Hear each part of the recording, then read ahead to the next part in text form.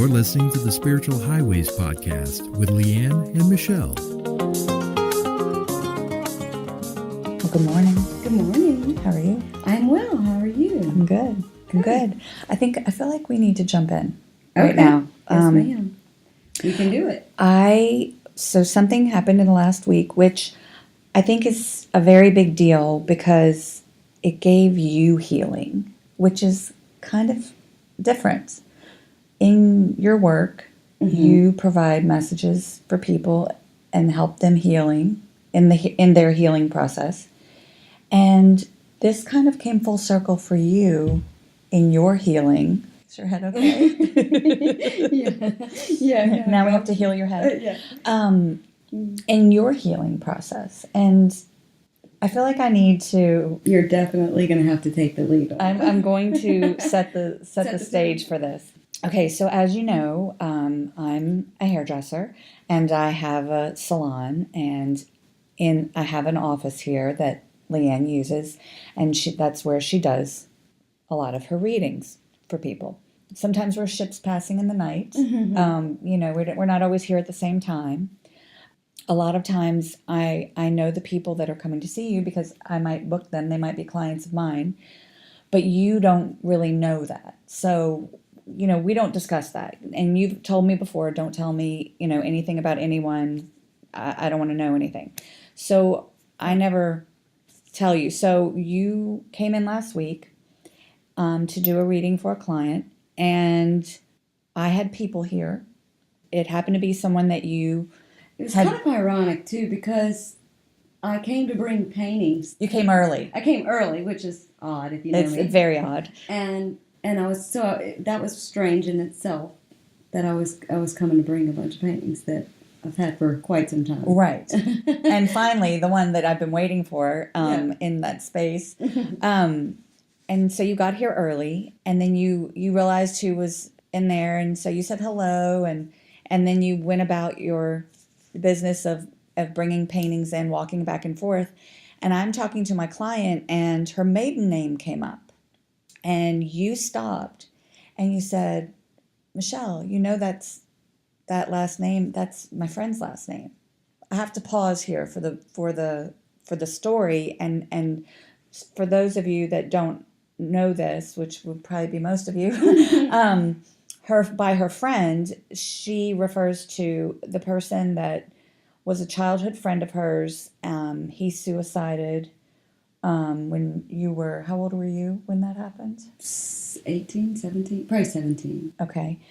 And him coming to you really kind of opened up your heart. Oh, absolutely. To accepting this gift. Right.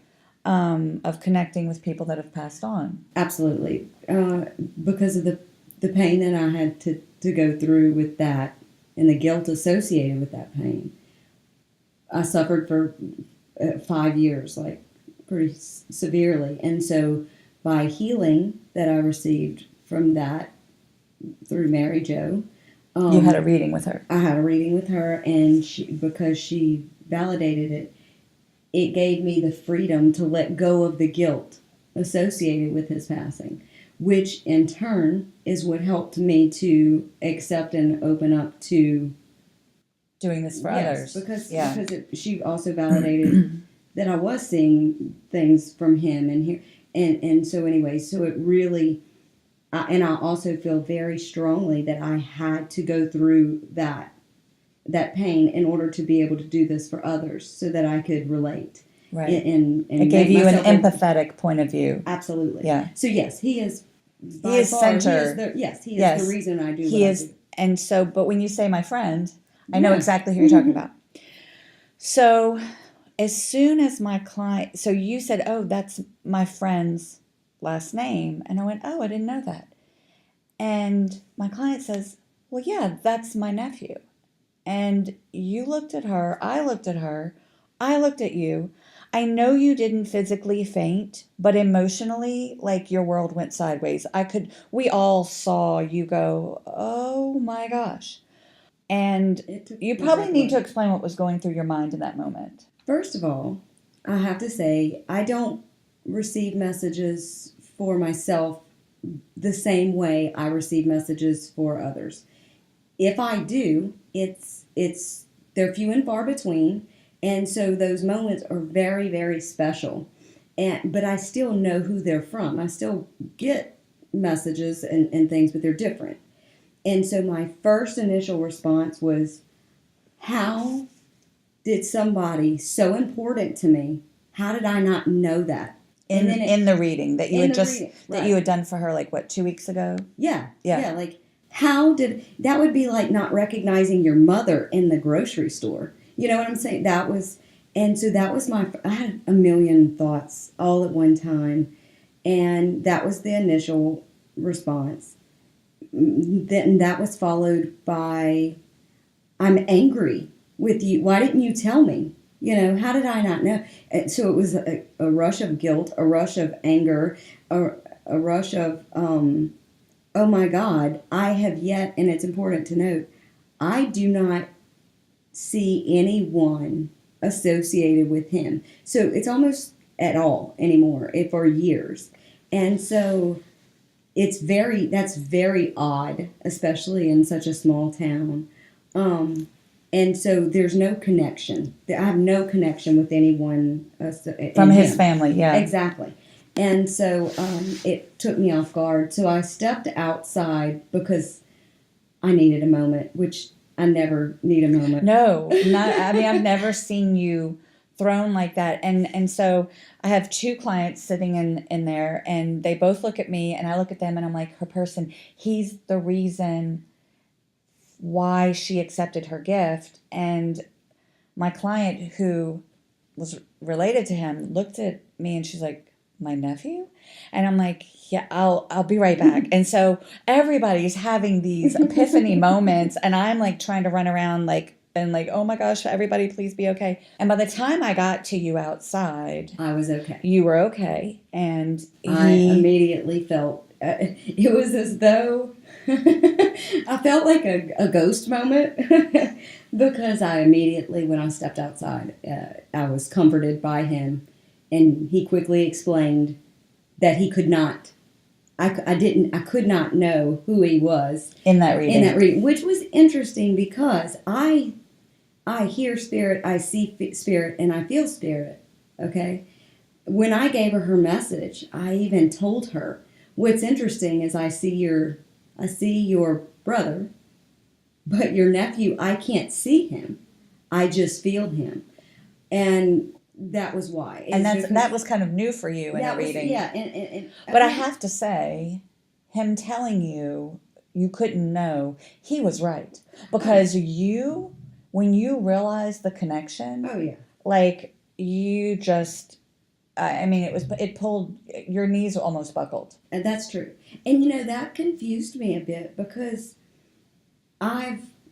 this was, it'll be 20 years ago in this year, and so I've really dealt with a lot of this, and it's interesting too because twice already within the past year, something regarding his passing has come up and kind of called me to question whether or not I was finished. I thought I was finished dealing with all of this, the grief, the grief and the emotion behind. I mean, granted, I'll always be emotional because he was a very important person to me. But I thought I was finished. I'm like, okay, what more do I have to get? Like, right? I thought I was done. But what came from this, yes, is that the 2 of you were able to sit and talk about him and connect. I think that was healing for both of you. Absolutely. And the fact that it came full circle in that moment really is just so powerful because we don't always talk about the details of like I've known her for years and I didn't even know all of the details. And just the fact that you 2 could connect and share memories or share funny stories or hug and cry a little, that's healing. Absolutely. And you didn't have anybody to do that with. No. No, For because 20 years, you've had no one to do that with. Yeah, because we were so young, and Right. and you know, And you were a kid going through this, and everyone else was adults going through it. exactly, and because of the situation and what it was there was just a separation there, and so it was never. It seemed like it just happened, and nobody else. It didn't matter to anyone else. In your peer circle. Exactly, and I think that happens a lot. Well, let's preface this by saying he had friends that it affected. Absolutely. But at the time, y'all had kind of Going your separate, like you had your circle of friends, he had his circle of friends. He was always like your person. Like if you picked Yeah. up the phone and be like, hey, what's up? You picked up right where you left off. Exactly. So not to say his friends didn't feel the pain. It's just absolutely. your circle of friends at that time did not know him. And so Correct. you didn't have anybody in your peer circle to grieve with. Correct. And so that made it very difficult. And so I never realized how much I needed that connection with somebody that understood who he was. It's hard to, if you had to explain who I am as a person, Right. just to someone when you're telling a story, it's hard to generalize somebody's whole life and put it in this box. And their connection to you. Yeah. Because sometimes you just connect with people. Oh, that's and what they're it your was. person. That's they're, what it was. They're like, you're my person, and I might not talk to you for a year or months, but when I talk to you, we're gonna pick right up where we left. And this was a soul. This is Yeah. on a soul level. This Yeah. is like you meet those people, and you know that they're put in your life for a certain reason. You don't know why, and Right. especially as a kid, I Right. didn't understand it. Right. Now I have a much And soul connections, we're raised to think, oh, my soul mate, and think of it in a romantic way. not at all. But there are soul connections in every aspect of our lives. Soul connections is not always romantic. No, and it's actually not always pleasant. Right. There's people that, and thank God that I don't have too many of these, but there are people that I've met that I instantly do not like. Like, I can't explain it. I don't know why, but you were here and I don't like you. And I'm not going to be ugly or disrespectful to you, but But we're probably not going to go on vacation together. We're absolutely not going to go on vacation together or lunch, Right. Or, there's just a And that's okay. You find your circle. That's absolutely. how you. And I mean, sometimes it's just, somebody you just get a bad vibe from, and that's okay. Right. You don't have to, Explore it, yeah. Right. But it works the same way. And so that's on a soul level. And it's just, like I said, one of those connections that now I see, obviously, the massive impact that his life has had on me. Just seeing your physical reaction to realizing that you guys were grieving the same person, it was, I was speechless for a moment, and then I'm the fixer, so I'm like, okay, fixing, and running to make sure everybody's okay. But you were okay by the time I got to you. You didn't really need me. But it was so powerful. It was very difficult to explain. It is. Because it seems like, even I said that to myself when I got in the car, I'm like, why did that affect me so much? But it did. But and it so did. It just goes without words. But I really feel like there is a lot of lessons to be learned from it, to come from it. And that is, too, that it's important to note, like, when you were interacting with other people that are going through or grieving someone that they've recently lost, that you don't understand. It's okay if you don't understand that bond or, the connection that those people had. That's all right.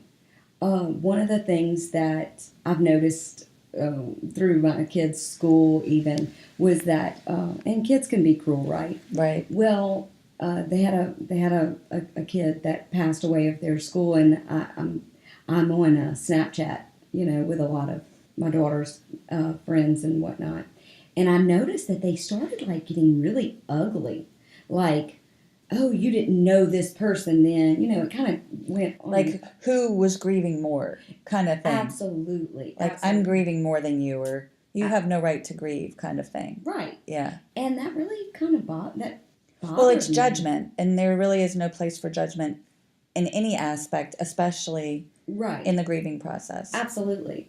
So I wrote a little message and note, but it was important that regardless of what your perception of how that relationship was, it meant something to that person. And even if it didn't, maybe that was how they got a hug that day, or maybe that's how they brought attention. Connected with other people. Right. Sometimes people have a hard time connecting, Mm-hmm. and so when something happens, it gives them permission to connect without going, "Hey, I need a hug," or "I want a hug," or whatever. So it's just being respectful of everybody. Yeah, because there's so much that goes, silent conversations that maybe nobody knows that they had. Well, and honestly, the two of you got to hug. And yes, that was it was such a good moment. Wow. You know what? I even told her. I don't know if you were there when I hugged her, and I said, I can feel him in his presence, but that was different. It was like, I don't know. It was very powerful. It was almost like a real hug. It was like a physical touch, and from somebody that was connected to him on a cellular level, if that makes sense. Yeah. Like blood. Yeah. And it was very healing, extremely emotional, but so powerful for me. I'm glad I got to witness it. Like that, it was just amazing to see your work come full circle for you. Like that was just like, oh my gosh, she's just got a gift today. And it was a gift for my client as well. She got healing from it. And what's interesting too is my client, the person that was supposed to see you, she was there in your chair. Yeah. Because she had an appointment with me first. Yes. With her first. And poor thing, I said, I'm going to be honest, I just don't know that this is the right, time for you and for me to be able to do that. And interesting enough, I saw her yesterday. and it all worked out. It did. Absolutely. It all worked out. Totally different. But the timing was perfect. I like the fact that you brought up hugs, because I was on my way in this morning. I was thinking about the power of hugs and how healing it can be, and especially when it lasts a little bit longer. Yes. And not an awkward hug, no. But when you're hugging someone that you know is in pain and grieving, or just in pain with something very small or something very big, just that little extra, like, you're not alone. We got this. I'm here. Hugs are just such a great human connection. Well, do you know, my aunt used to live in Russia, and one thing that I did not know until she shared this with me is that she volunteered at an orphanage in Russia, and there she would go and just sit and hold and rock babies. And the reason why is because they realized that the babies that were not touched and had no physical contact, like you could feed them, you could, make sure that they were clean and they had their basic necessities. But if they did not have physical touch, they would not thrive and usually die. And so she would go and sit and rock and just nurture and hug on babies.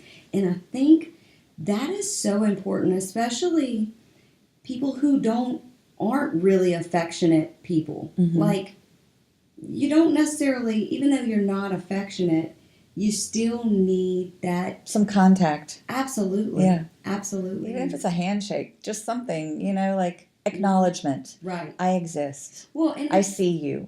It becomes more of, I think, a habit, because it's kind of like when I first started. I stayed home when I first had my son, and I noticed that I'm a super social person, always have been, but I noticed when I started staying home at first, I found myself like becoming more reclusive and not wanting to get out there, and I'm like, oh gosh, this isn't me. I've got to get out.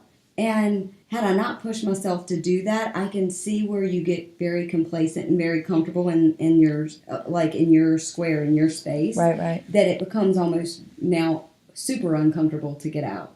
So I think that it's one of those things that you just have to keep allowing and opening yourself up. Now, I'm not saying you need to go and have constant hug 20 strangers, but exactly. But no, there's a lot to be said by physical touch and a hug, heart to heart. Yeah. They actually say that you're supposed to hug at least 20 seconds a day, because for a long time, until, of course, I'm not as consistent as I'd like to be with most things, but I'd make my kids come in and hug me for 20 seconds, and they're like, oh my God, Mom, which is really special if they're counting down, you know. It's making you feel very loved. Oh yeah, it's really glad we're both in the moment. Yeah, but it's supposed to like raise endorphins. Probably so. Oh, absolutely. So I think everybody should we should hug it out for like 20 seconds. A hug challenge, y'all. Yeah. I love it. Okay, but I have to go back to, Okay. because you had a message that came from Spirit. Yes. And I can always tell where if it's, I mean, because you write a lot. You're a writer. And we're one day going to get this all bound together in a book. But I can tell sometimes like where the message is coming from based on how it's written. Mm-hmm. I think you need to share that, because I think it's relevant to your experience and the grief that you had, because you had mentioned to me a couple of weeks ago in passing that you didn't get to go to your friend's funeral. Right. Because you didn't allow yourself to go, because you felt like people would be like, why are you here? Why are you relevant? And you let that eat away at you. Then the not going ate away at you. And the fact is, no one should ever not feel relevant. Right. Your connection is your connection. And if you go and grieve, everybody has the right to that. Right. I'm sorry, I'm going to stop and I want you to read that. But it's funny that you put those two you connected the two, because they really so relevant. Anyways, I wrote this July 7th of 2016, which is even even more crazy. But the burdens will continue to manifest in our minds, body, and souls until we have the courage to share our pain with others. The acknowledgement of our pain gives us validation, which allows us to release the burdens we carry. For one cannot let go of what is not true to oneself. So, I mean, you can't let go of what you haven't acknowledged. Yeah. And so you really have to acknowledge, and so it kind of takes a few steps back. One leads to another. Yeah, you know? Absolutely. I definitely feel like that is a really powerful statement. We're going to have to share that. Yes, we We'll will. put that on Instagram or Facebook. But it also goes more, it's not just about grief. No, this can be applied for all things, especially, with siblings. You have the relationship that maybe that your parent has with you, with their children, are two different relationships. And, I see that a lot in messages, that Dad was one way with me, but a totally different way with my sister or what have you. And, I've seen many cases where the parent passes and their kids, have a lot of animosity towards one another. It's just stopping, and Spirit's message is oftentimes to stop and just realize that you don't have to understand where they're coming from. All they need is you to acknowledge that that's how they feel. That's how one person feels about the situation. Yeah. Because by you saying, okay, well, I've seen it differently. I didn't experience that. However, I can see where you're coming from, or I understand that, or I accept that. That's how you feel about that. That says to that person, your emotions and how you feel in that that matters. Yeah. And I might not understand it, but you do. And so that validation makes them feel like, okay. And that's a core issue. Absolutely. And so when you address that core issue, that core feeling, it then gives you a new starting point with that person. Because if you can address that, that's a childhood issue, and it's a childhood emotion that you've carried with you. Mm-hmm. And if someone else acknowledges it, then you both have a new starting point. Well, yeah, because you've released it. Just like releasing and getting freedom from the guilt. It's allowed you. It's given you that freedom and a release of your burden. And then by doing that, so you validated it, and then you've released it.